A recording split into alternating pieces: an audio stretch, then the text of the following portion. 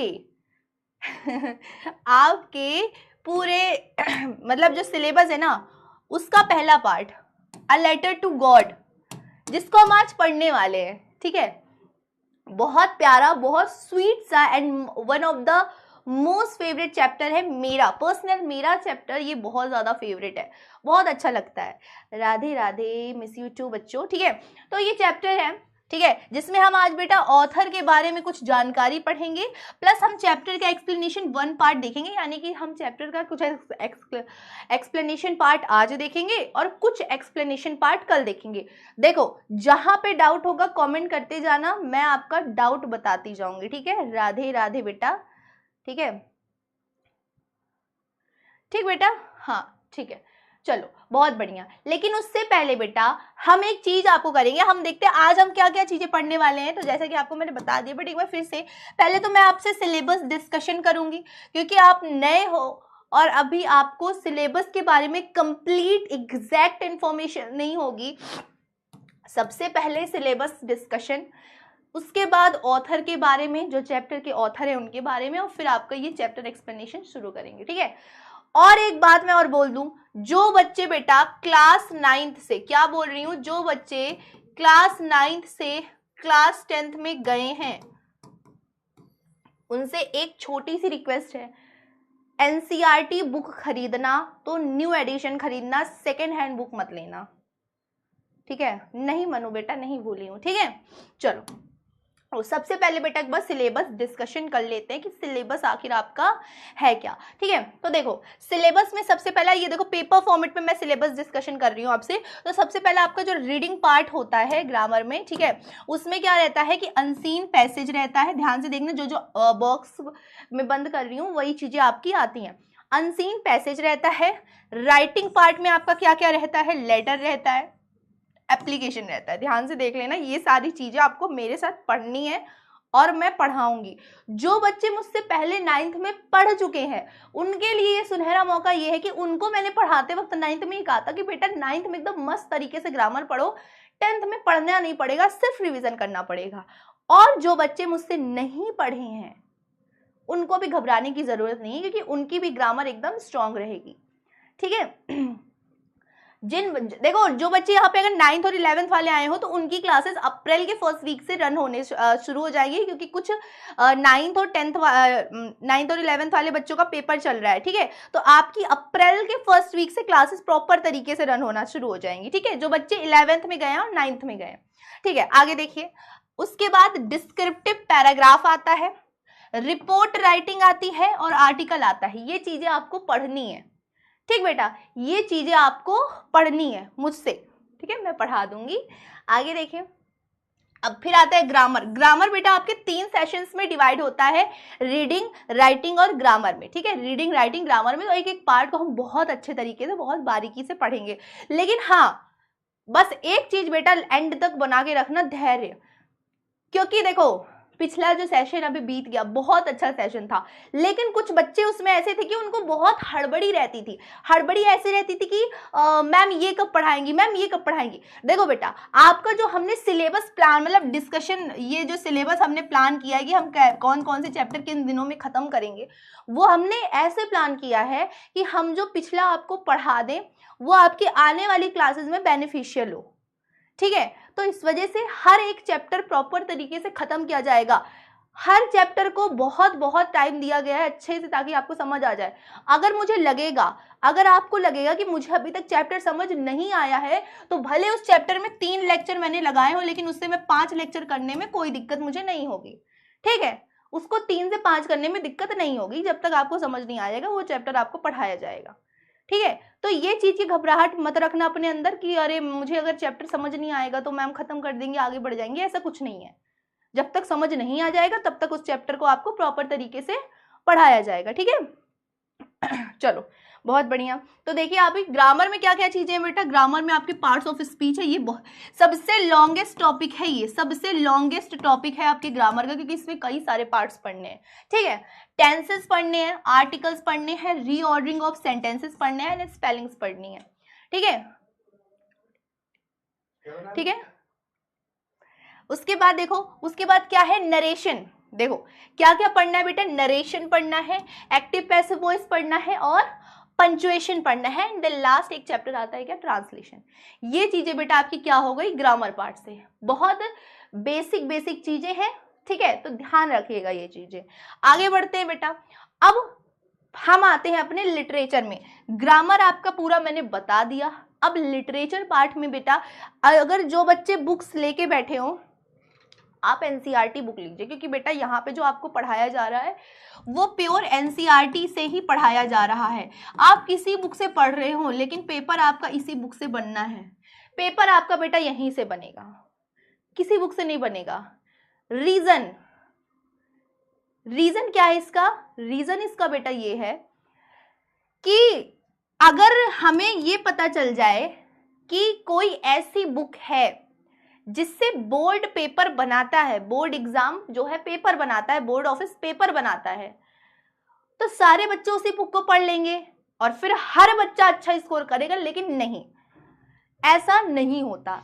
इसलिए जो board office होता है वो सिर्फ एनसीईआरटी बुक को लेके चलता है कि सिर्फ ये बुक बच्चे पढ़ेंगे और इस बुक से हम बनाएंगे पेपर। वो बात की बात है कि आप गाइड यूज करते हो, आप सैंपल बुक यूज करते हो और पता नहीं कौन कौन सी बुक, ठीक है, वो बात की बात है। लेकिन आप सिर्फ बेटा एनसीईआरटी लेना, अरे आर्या वेलकम बेटा, ठीक है, सिर्फ एनसीईआरटी लेना, बाकी आपको गाइड वगैरह लेने की जरूरत नहीं है, क्योंकि वो सारी चीजें यहाँ पे मैं आपको पढ़ाऊंगी, ठीक है, क्लियर। एक बार बोल दो, अच्छा एक बार बता दो मजा आ रही कि नहीं आ रही। एक बार प्यारा सा अपना दिल वाला इमोजी भेज के बता दो मजा आ रही कि नहीं आ रही। पढ़ रही कमेंट निखिल बेटा। आएगी मजा, धीरे धीरे आएगी। जो पुराने बच्चे तो उन्हें तो बहुत आ रही होगी, पुराने बच्चों को तो आ ही रही होगी। जो नए बच्चे हैं वो धीरे धीरे ढल जाएंगे, है ना, वो धीरे धीरे ढल जाएंगे।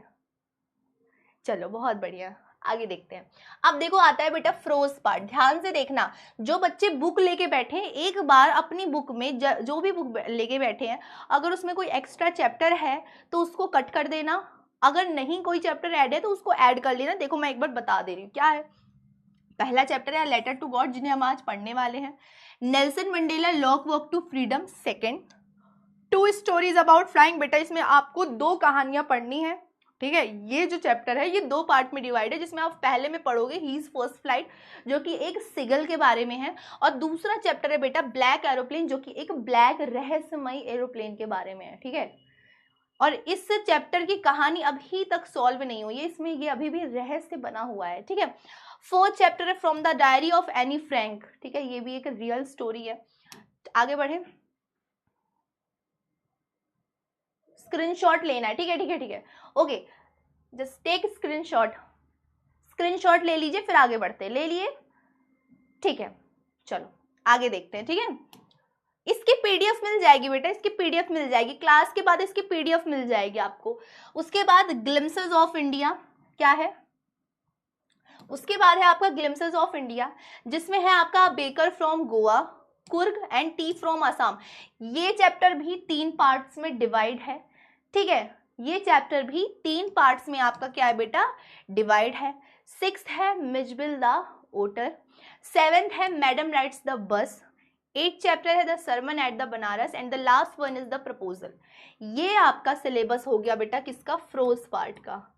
अब तुम्हारे दिमाग में ये आ रहा होगा कि इतना बड़ा सिलेबस है, हम कैसे खत्म करेंगे, हमें कुछ समझ नहीं आ रहा, हम कैसे याद करेंगे इन चैप्टर्स को। इस साल तो हमारा बोर्ड्स है, हम कैसे हम चीजों को हैंडल करेंगे, हम कैसे चीजों को मैनेज करेंगे, उसकी भी तरकीब है मेरे पास, उसकी भी तरकीब है मेरे पास। इन सारे चैप्टर्स को पहले आप मुझसे पढ़ोगे, उसके बाद इससे आप क्विज लगाओगे, इस चैप्टर का टेस्ट दोगे, फिर इस चैप्टर का सब्जेक्टिव टेस्ट दोगे। अब बताओ चैप्टर याद होगा या नहीं होगा। इतना सब कुछ, इतना चीज करने के बाद चैप्टर याद होगा या नहीं होगा, हो जाएगा, हो जाएगा ना। तो ये सारी स्ट्रेटजी है जो इस बार फॉलो हम करेंगे आपको चैप्टर याद कराने के लिए, ठीक है। मैम हम लोग पढ़ चुके हैं, कोई ना बेटा फिर से पढ़ लो क्या दिक्कत है ना, पढ़ लो।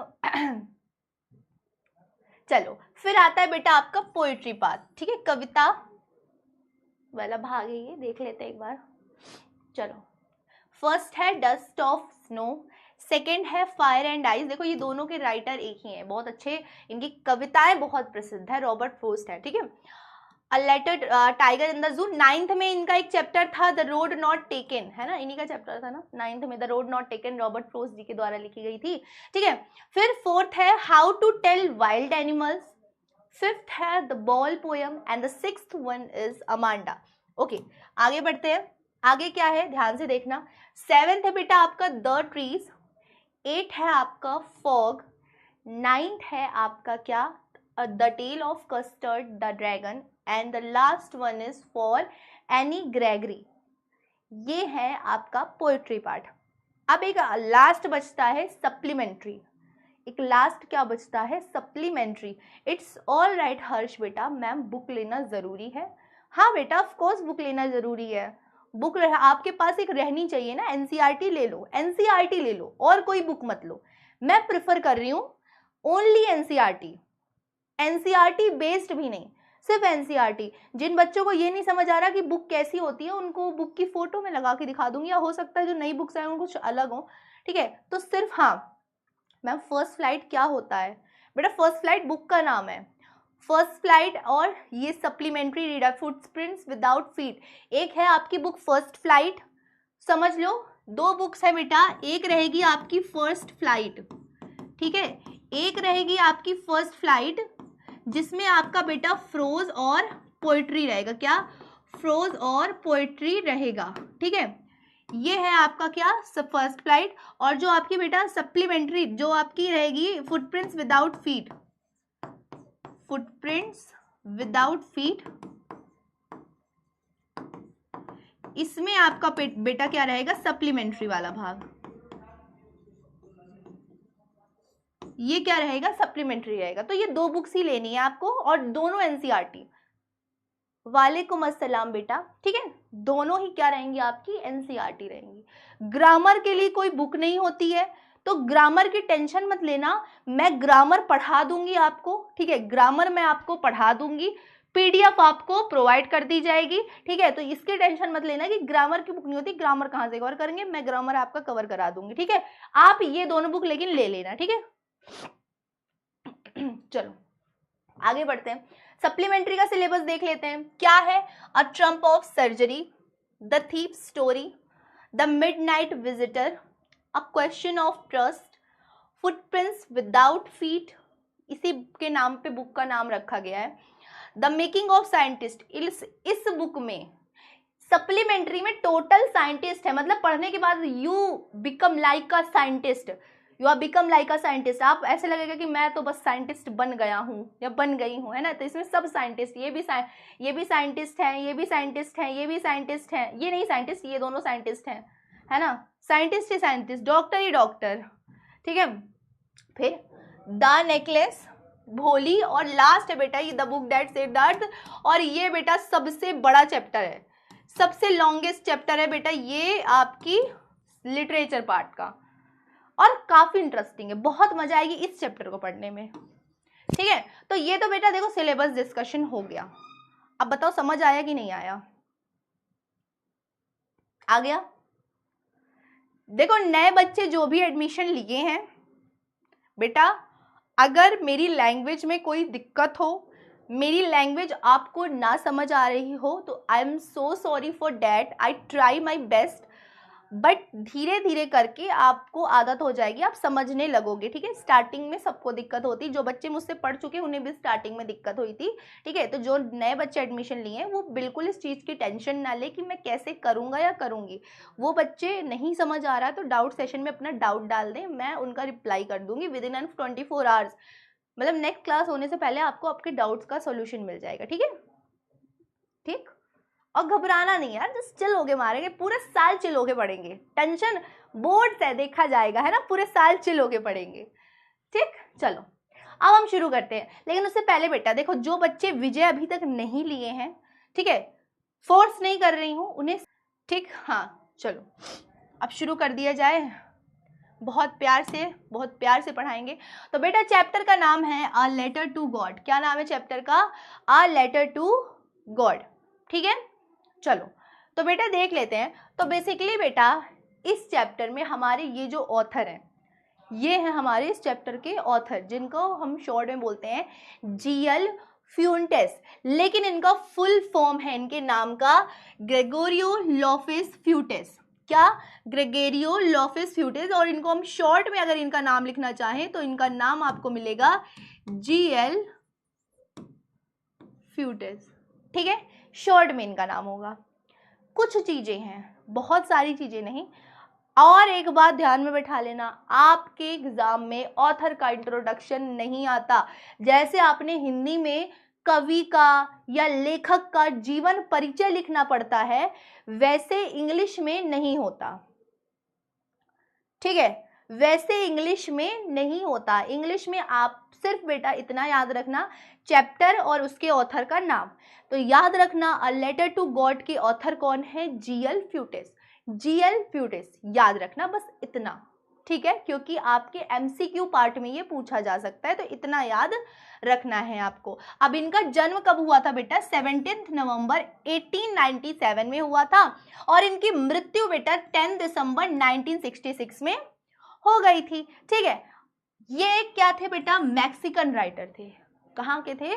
मैक्सिकन राइटर थे, जिनको बेटा इनकी मैंने बताया ना, जो चैप्टर मेरा फेवरेट है अ लेटर टू गॉड, इसी रचना की वजह से ये इतने उठे, यानी इसी रचना की वजह से बेटा ये क्या हुए? इतने ज्यादा प्रसिद्ध हुए। ठीक है, ये इतने ज्यादा क्या हुए? प्रसिद्ध हुए। He was one of the leading cause, मतलब बेटा एक मैक्सिकन रेवोल्यूशन हुआ था। अभी ये सब हिस्ट्री वगैरह में मत जाओ, बस इतना जान लो कि जैसे मैक्सिको में मैक्सिकन रेवोल्यूशन हुआ था, उसमें ये एक लीडिंग पर्सन थे, यानी कि जो पूरा उस रेवोल्यूशन का सारा लेखा जोखा था ना, वो ये संभाल रहे थे। ठीक है, आगे आफ्टर अनसक्सेसफुल एफर्ट्स, देखो ये कई बार बेटा क्या हुए? निराश हुए, कई बार असफल हुए। ठीक है, कई बार मैम क्या नोट करना है बताओ? ठीक है, मैं बता रही हूँ क्या नोट करना है, एक बार इसको बता दो। ठीक है मैम, सेंट्रल आइडिया तो आएगा। हाँ बेटा सेंट्रल आइडिया आएगा, लेकिन वो आएगा उस पे आपका सप्लीमेंट पोइट्री पार्ट में आता है सेंट्रल आइडिया, इस पे नहीं आता। इसमें आपका कैरेक्टर स्केच आता है, वो जब मैं आपको एनसीईआरटी सॉल्यूशंस कराऊंगी, क्वेश्चन आंसर्स, तो उसमें करवा दूंगी। ठीक है, चलो। तो कई बार बेटा असफल होने के बाद इन्होंने कई कविताएं, नोवेल्स लिखी, कई बार असफल हुए, लेकिन ही begin draw upon his experience in the revolution. लेकिन रेवोल्यूशन में बेटा इन्होंने अपने एक्सपीरियंस के चलते काफी नाम कमाया। बेटा याद रखना कि लाइफ में देखो, जब असफल जो होता है ना, ये असफल नहीं होता, क्योंकि इसमें भी ये सफल शब्द छुपा होता है, ये सफल शब्द छुपा होता है। तो जो बच्चे मेरे बेटा 10th बोर्ड्स की तैयारी कर रहे हैं, वो ये मत सोचना कि नहीं कर पाओगे, कर पाओगे। ठीक है, कर ले जाओगे, आराम से पढ़ लोगे। अब देखो इस चैप्टर में बेटा एक थॉट लिखा हुआ है। इस चैप्टर में एक बहुत ही प्यारा सा इन्होंने एक थॉट मतलब बोला है, इन जीएल फ्यूटेस जी ने एक बहुत ही प्यारी लाइन बोली है। क्या बोली है? Faith is like a wifi, यानी कि जो विश्वास होता है ना, जो विश्वास होता है ये वाईफाई की तरह होता है। क्यों ऐसा कहा है कि ये जो विश्वास होता है ये वाईफाई की तरह होता है? ये दिखता तो नहीं है, देखो ये दिखता तो नहीं है, लेकिन इसके अंदर ताकत होती है। यू वांट टू नीड, इसके अंदर ताकत होती है कि आपको जो चीज की भी जरूरत है उससे आपको क्या कर सकता है? ये कनेक्ट कर सकता है। जिस चीज की भी आपको जरूरत है उस चीज से आपको ये क्या कर सकता है? कनेक्ट कर सकता है। तो ये किसकी ताकत होती है बेटा? फेथ की। तो ये हमारे जीएल फ्यूटेस जी ने कहा है। ठीक है मैम, टेस्ट कब होगा बेटा? जो आपका वीकली टेस्ट होगा वो या तो सैटरडे या तो संडे को होगा, जो मंथली होगा वो मंथ के एंड में होगा, और जो डेली क्विज है वो अभी क्लास के बाद आपको मिल जाएगा, जो कि आप प्रैक्टिस कर सकते हो। ठीक है बेटा, इस चैप्टर के हैंड रिटन नोट्स आपको मिल जाएंगे, वैसे बनाना है। अब देखो एक एक करके पैराग्राफ को अच्छे से समझना, एक एक लाइन को अच्छे से समझना। ठीक है, एक एक लाइन को अच्छे से समझना। ठीक, चलो शुरू करते हैं हम लोग। ठीक है बेटा, बहुत आराम से समझना, घबराना नहीं। ठीक है, देखो क्या दिया हुआ है। The house the only one of the entire valley set on the crest of low hill. क्या कह रहा है, एक घर की बात कर रहा है, ठीक है, एक घर की बात कर रहा है। इंग्लिश समझ में नहीं आती है बेटा, आएगी समझ में, थोड़ा सा प्रयास करना पड़ेगा, दिक्कत होगी, आई नो, प्रॉब्लम क्रिएट होगी, ठीक है, दिक्कत होगी, समस्या होगी, बट डर के आगे जीत है, ठीक है। इंग्लिश मुझे पता है कि बेटा आप हमारे स्टूडेंट हो, सब कुछ हो जाएगा, लेकिन इंग्लिश, मैं भी पर्सनल अगर अपना बताऊं तो मैं जब छोटी थी तो मुझे भी इंग्लिश समझने में बहुत दिक्कत आती थी। और बेटा मैं तो तुम लोग को इतना आराम से समझा रही हूँ, हमारे यहाँ समझाते नहीं थे बेटा, जिस टाइम पे मैंने पढ़ाया ना उस टाइम पे टीचर्स ने हमें कभी समझाया नहीं, मैं तो हम कोचिंग कभी गए नहीं है, और स्कूल के जो टीचर्स थे वो ऐसे समझाते थे कि वो बस आते थे, अच्छा ठीक है। पहली बात तो एनसीईआरटी बुक नहीं खरीदने देते थे स्कूल में, कई स्कूल ऐसे हैं एनसीईआरटी बुक नहीं खरीदने देते। उसके बाद चैप्टर, हाँ तुम खड़े हो जाओ, ठीक है पढ़ो, ठीक है पढ़ा समझा दिया, दोबारा पूछो तो अच्छा ध्यान नहीं था तुम्हारा क्लास में, तो ये वाला रहता है, ठीक है। तो इतना ज़्यादा डीप में समझाना हमें आज तक नहीं समझाया गया, और हम तुम लोग को समझा रहे हैं, है ना। तो तुमने बेटा स्टार्टिंग में दिक्कत होगी पर समझ आ जाएगा, है ना, ठीक है, समझ आ जाएगा। नोट्स कब मिलता है बेटा? क्लास के बाद आपको मिल जाएगा, ठीक है।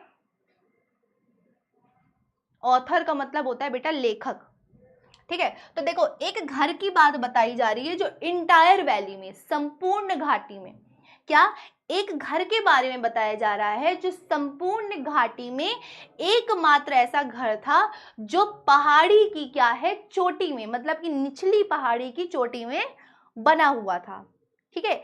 एक घर की बात बताई जाती है जो पूरे संपूर्ण घाटी में एकमात्र घर था जो कि उस पहाड़ी की चोटी पर बना हुआ था, ठीक है, पहाड़ी की चोटी पर बना हुआ था।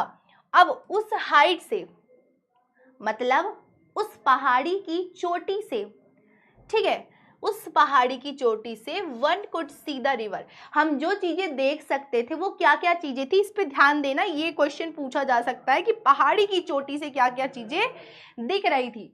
तो पहाड़ी की चोटी से हमें रिवर दिख रही थी, ठीक है, हमें फील्ड दिख रहा था, क्या, जो कि ripped corn dotted with flowers, क्या है, हमें मक्के का खेत दिख रहा था, पके हुए मक्के का खेत दिख रहा था जो कि क्या है, फूलों से भरा हुआ था, ठीक है बेटा। नोट्स आपको हैंड रिटन प्रोवाइड हो जाएंगे, हाँ रिपीट कर रही हूँ,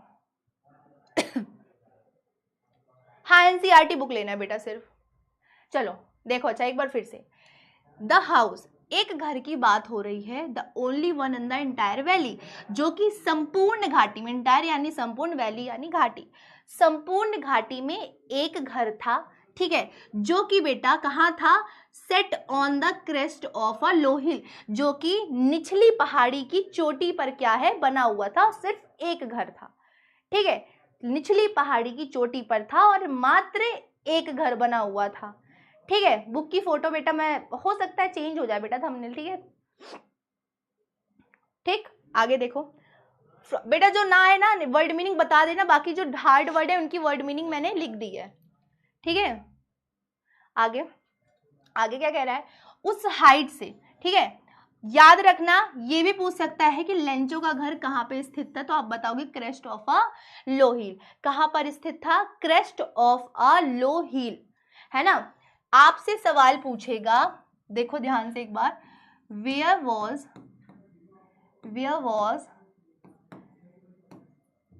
लेंचोज हाउस सिचुएटेड, क्या वेयर वॉज लेंचोज हाउस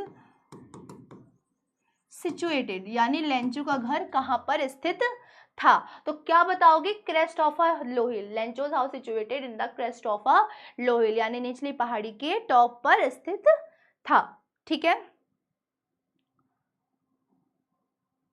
चलो हाँ बता रही हूँ बेटा, बता रही हूँ। अब देखो उस हाइट से क्या क्या दिखता था, उस हाइट से आपको रिवर यानी नदी दिखती थी, उस हाइट से आपको फील्ड दिखता था, एक खेत दिखता था जो कि ripe corn dotted with flower, dotted का मतलब होता है भरा हुआ, ठीक है, डॉटेड मतलब होता है भरा हुआ, ठीक है। तो वो जो फील्ड था वो पके, रिप कॉर्न यानी पके हुए मक्के के ऊपर ढेर सारे फूलों से क्या है, भरा हुआ था या लदा हुआ था।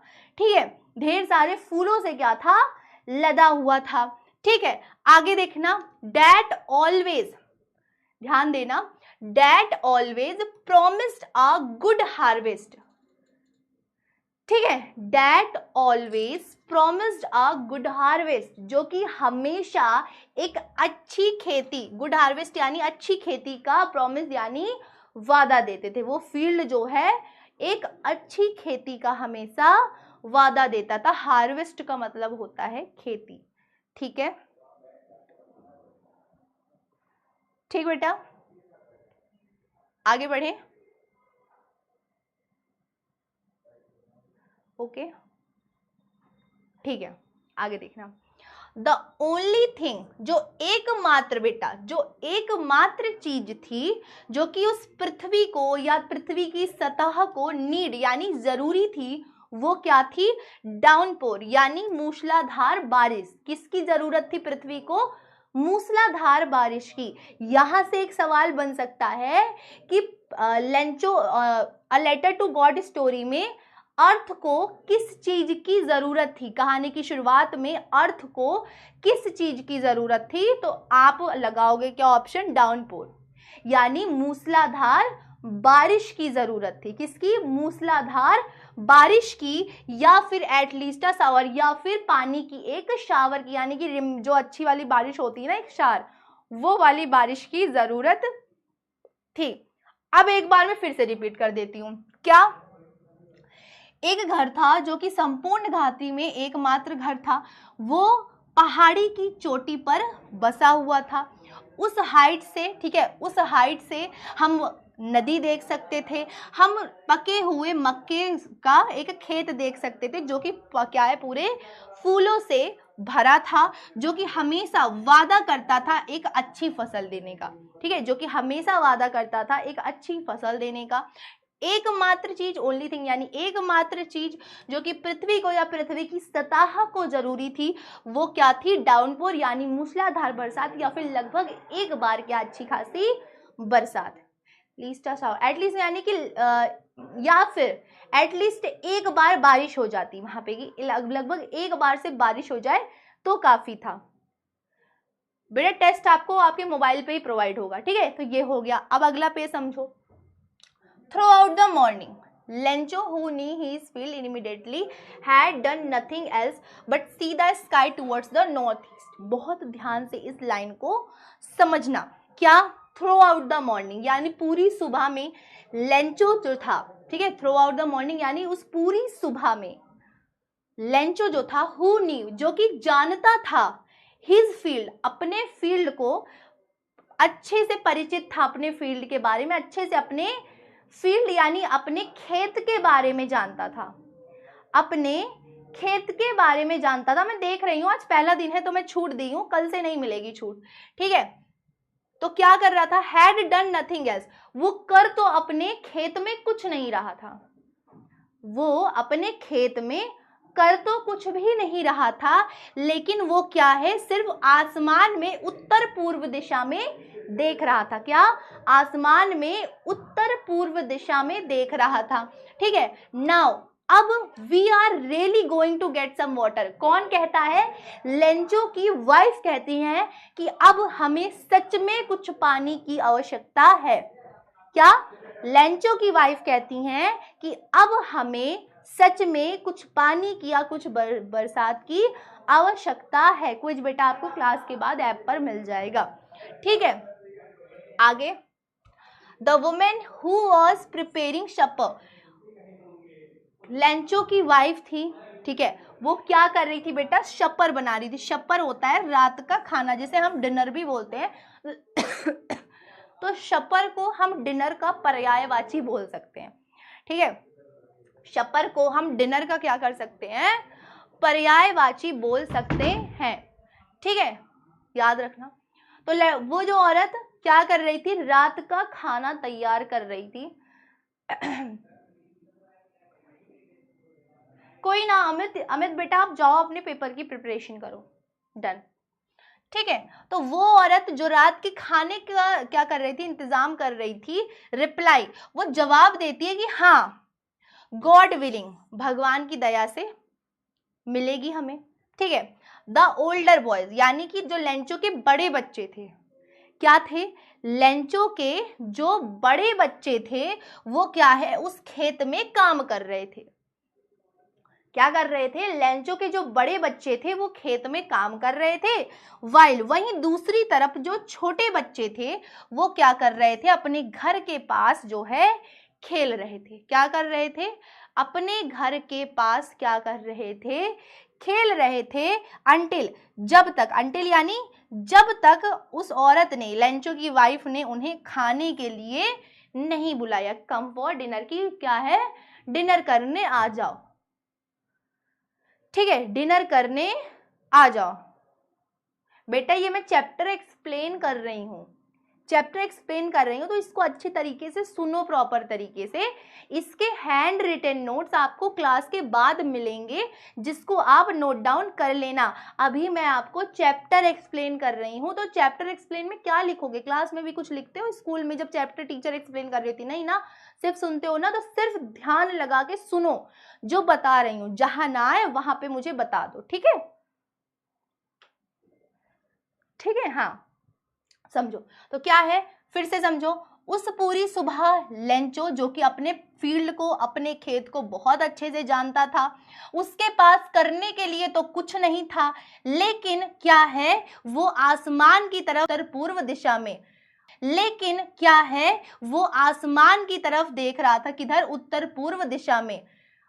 नाउ अब हमें सच में पानी की आवश्यकता है, वुमेन कहती है, यानी लेंचो की वाइफ कहती है। वो वुमेन जो कि खाना बना रही थी, ठीक है, वो वुमेन जो रात का खाना तैयार कर रही थी, वो कहती है हाँ सच में अब भगवान की दया से हमें वो मिलेगा। भगवान की दया रही, गॉड विलिंगनेस यानी कि भगवान की दया या भगवान की दृष्टि रही तो हमें वो चीज जरूर मिलेगी।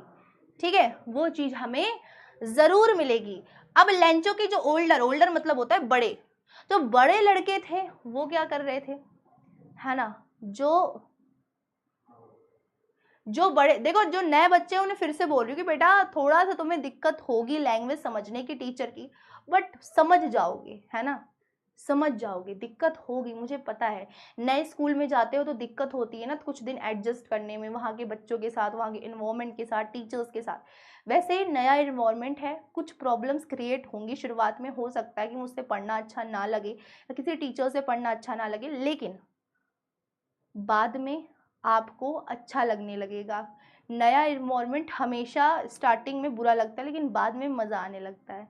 ठीक है, हाँ बेटा मैं बोल तो रही हूँ, सब करवाऊंगी। इस चैप्टर के जो क्वेश्चन आंसर्स हैं जो आपकी एनसीईआरटी बुक में दिए हुए हैं वो भी करवाऊंगी, प्लस एक्स्ट्रा आपको इंपॉर्टेंट क्वेश्चंस भी मैं करवाऊंगी। ठीक है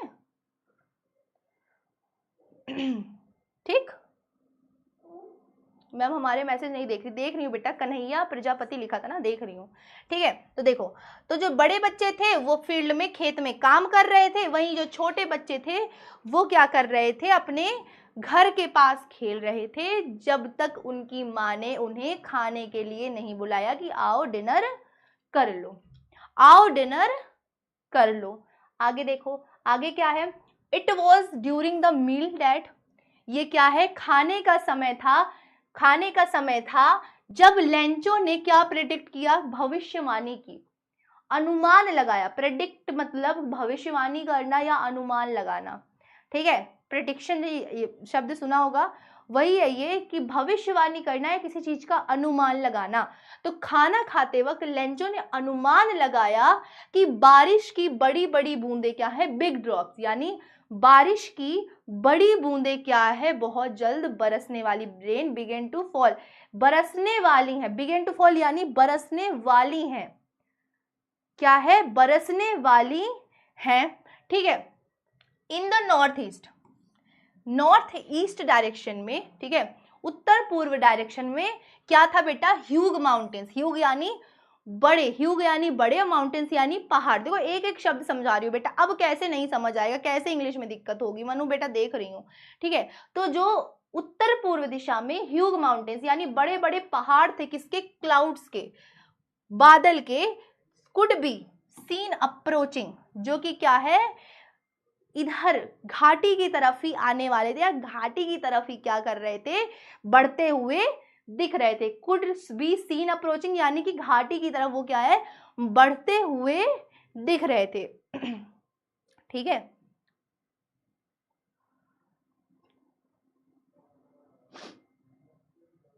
ठीक, आगे देखो, आगे क्या कह रहा है। द एयर, जो हवा थी वो बहुत ही सुहानी थी, फ्रेश थी और मधुर थी। द मैन, जो आदमी था यानी Lencho, went out for no other reason that then had to have the pleasure of feeling the rain on his body, and when the return he exclaimed, there are raindrops falling on the sky, there are new coins। अब देखो क्या होता है, अब क्या होता है, वो आदमी बिना किसी कारण के, went out यानी बाहर गया, for no other reason बिना किसी दूसरे कारण के, क्या कह रहा है कि वो आदमी बाहर गया बिना किसी दूसरे कारण से, बल्कि प्लेजर ऑफ फीलिंग, क्या है, अपनी भावना का सुख लेने का, मतलब वो जो बारिश की बूंदे हैं उनके अपने शरीर में गिरने का और उस फीलिंग का, उस भावना का अनुभव लेने के लिए वो क्या है, बाहर गया। एंड व्हेन, और जब वो वापस लौटा तो वो ही एक्सक्लेम्ड यानी वो खुशी के मारे क्या है, झूम गया या खुशी के मारे उछल गया। क्या खुशी के मारे उछल गया, क्या कहा, these are not raindrops, कि वो क्या है, बारिश की बूंदे नहीं है, यानी बाहर बारिश हो रही थी और वो कहता है कि ये बारिश की बूंदे नहीं है, ये बारिश की बूंदे नहीं है जो falling from the sky, falling यानी गिरना, जो कि आसमान से क्या हो रही हैं, गिर रही हैं। ठीक है, आसमान से क्या हो रही हैं, गिर रही हैं। दे आर न्यू कॉइन्स, वो क्या है, नए कॉइन्स है। याद रखना, क्वेश्चन बन सकता है यहाँ से, वो क्या है, नए कॉइन्स हैं। ठीक है, द बिग ड्रॉप, जो कि बड़ी बूंदे यानी बारिश की, देखो अब यहाँ पे वो कंपेयर कर रहा है, क्या कर रहा है बेटा, यहाँ पे वो कंपेयर कर रहा है, किसको किससे कंपेयर कर रहा है, एक बार ध्यान से देख लो। ठीक है, एक बार ध्यान से देख लो, यहां से क्वेश्चन बन सकता है। ठीक है, मैं बता रही हूँ, थोड़ा सा क्लास हो जाए। जो बड़ी बूंदे थी, ठीक है, उनको बोलता है कि वो 10 सेंट पीसेज हैं, यानी कि उनको 10 रुपए के सिक्कों से कंपेयर करता है। किससे, जो बड़ी बूंदे थी उनको 10 रुपए की सिक्कों से कंपेयर करता है, और जो छोटी बूंदे थी उनको 5 रुपए के सिक्के से कंपेयर करता है। किससे, बड़ी बूंदों को 10 रुपए के सिक्के से कंपेयर करता है, छोटी बूंदों को 5 रुपए के सिक्के से कंपेयर करता है। राधे राधे बेटा। ठीक है, आगे देखो, विद द सेटिस्फाइड एक्सप्रेशन, अपने चेहरे पर एक आरामजनक या फिर आराम सा एक्सप्रेशन लेके, he regarded the field of ripe corn with flowers draped in a curtain of rain. वो क्या है, अपने फील्ड, अपने खेत की तरफ जाके देखता है, तो उसका खेत जो कि पके, क्या है, पके हुए मक्के से, मतलब पके हुए मक्के थे जिनमें फ्लावर्स लदे हुए थे, वो क्या है, curtain of rain. Curtain of rain यानी कि बरसात का पर्दा, बरसात का जो पर्दा होता है, कर्टेन ऑफ रेन्स का मतलब यहाँ पे यही है, क्या है, बरसात के पर्दे से क्या है, वो पूरा का पूरा खेत जो है ढका हुआ था, यानी कुल मिला के बारिश से वो पूरा खेत क्या है, भीग चुका था। बारिश से वो पूरा खेत क्या है, भीग चुका था। ठीक है, बट लेकिन अब यहाँ पे कहानी पे एक ट्विस्ट आ गया, यहाँ पे कहानी पर एक ट्विस्ट आ गया। क्या ट्विस्ट आ गया, बट सडनली, लेकिन अचानक से बेटा क्या होता है, हवाएं जो पहले फ्रेश और स्वीट थी वो बहुत ज्यादा तेज बहने लगती, बिगेन टू ब्लो, यानी a strong wind began to blow, यानी तेज हवाएं बहने लगती हैं।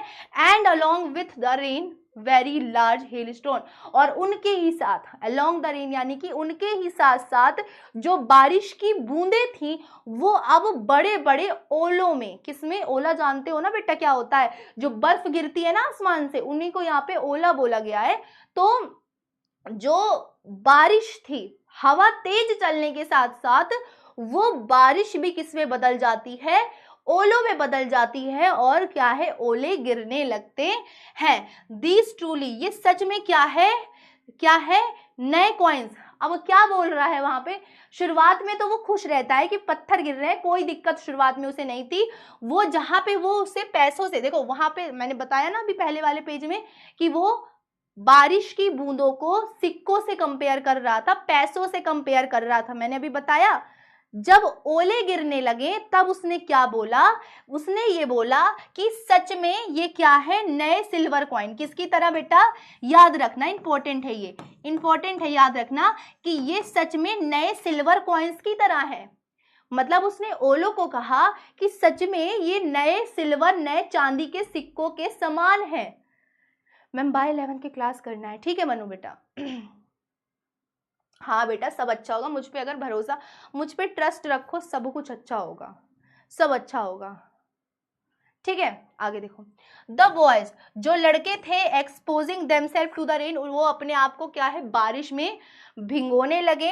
And ran out to collect, और क्या है, वो जो बर्फ के ओले गिर रहे थे ना, उन फ्रोजन, उन जमे हुए पीरल्स को, पत्थरों को इकट्ठा करने के लिए इधर उधर भागने लगे, ठीक है, भागने लगे। आगे, it really getting bad now, अब क्या है, सच में बहुत खराब हो गया। अब जो आदमी था वो फिर से एक बार एक्सक्लेम्ड यानी चिल्लाता है, क्या, अब स्थिति क्या है, बहुत ज्यादा खराब हो रही, यानी कि पहले तो शुरुआत में बहुत अच्छा लगा, ओलावृष्टि बारिश हो रही थी, ठीक है, लेकिन अब क्या हुआ, अब कंडीशन खराब होने लगी थी, क्योंकि ओले कुछ हद तक गिरे तो ठीक है, अब खेत में ओले का गिरना यानी फसल का नष्ट हो जाना। जो बच्चे देहात से हैं वो ये चीज को बहुत अच्छे से समझ सकते हैं कि जब तक हल्का फुल्का है तब तक तो ठीक है, लेकिन हद से ज्यादा ओले गिरने मतलब कि फसल पूरी बर्बाद, है ना, फसल क्या है, पूरी बर्बाद। अब यहाँ पे यही होता है कि लेंचो कहता है कि अब स्थिति क्या है, खराब हो रही है।